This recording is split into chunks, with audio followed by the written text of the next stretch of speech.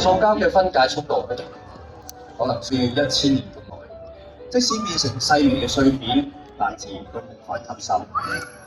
大家好，是海婷老师。目前全球每分鐘消耗超過100萬個塑料袋及2800萬個塑料瓶。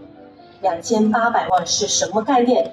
假設你每天需要清理100個塑料瓶，需要耗時767年才能完成清理工作。你飲用一瓶飲料或許只需5分鐘，但地球分解這些垃圾卻要數十年甚至數百年。塑料的分解過程非常之緩慢，可能長達1000年之久。即使分解為微小碎片，自然界也無法完全吸收。Hello everyone, I'm Teacher Dolphin. Right now, every minute, humans use over 1 million plastic bags and 28 million plastic bottles. How many is 28 million? If you clean up 100 plastic bottles a day, it would take you 767 years to finish. You might drink from a bottle in just 5 minutes, but it takes the Earth decades or even centuries to process this waste. Plastic decomposes extremely slowly, possibly taking up to 1,000 years, and even when it breaks into tiny pieces, nature still can't absorb it. 海豚老師，你哋好啊！係等大叔點行？請問我哋有冇方法可以救到叔叔㗎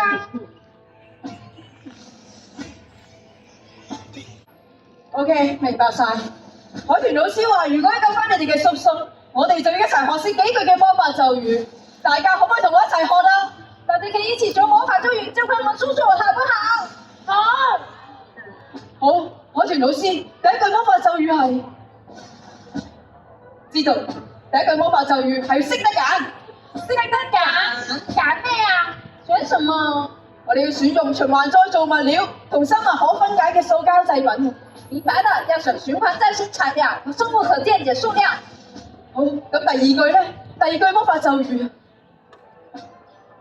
，OK， 第二句魔法咒語係要識得掉，識得掉咩啊？扔什麼？大家以後掉塑膠垃圾嘅時候都要清洗乾淨，然後掉去適合嘅回收箱。明白了，塑料要拿去回收，不可以隨便扔掉。咁最後一句魔法咒語又係乜嘢啊？海豚老師？好，最後一句魔法咒語係要識得帶，識得帶咩啊？帶什麼？大家以後要自備水樽、食物盒、環保袋，重複使用，咁就可以救地球噶啦。明白了，要帶可以重複使用的布匹。哇！點解咁快咁死嘅？我聽到你哋講緊塑膠喎，係咪講緊我啊？仲揾你兩個唔到？你塑膠我冇。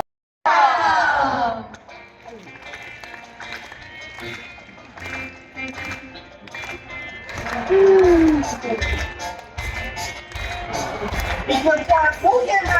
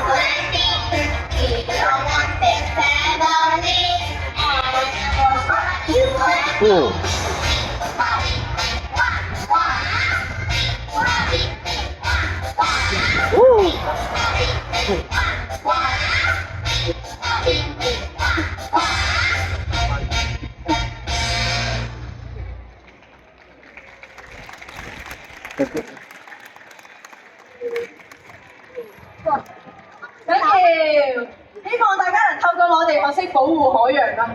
大家離開嘅時候，可以沿住樓梯喺上方兩邊嘅出口離開，我哋下方都有出口㗎。如果想探水母朋友嘅話，可以喺呢一個出口離開，去我哋水母萬花筒嗰度咁就見到㗎啦。記得走嘅時候將自己嘅垃圾自己帶走啊！謝謝大家，希望大家跟我們一起保護海洋。大家可以沿着樓梯從上方兩邊的出口離開，或者從下方的出口離開。那邊的出口可以去到水母萬花筒，可以看到水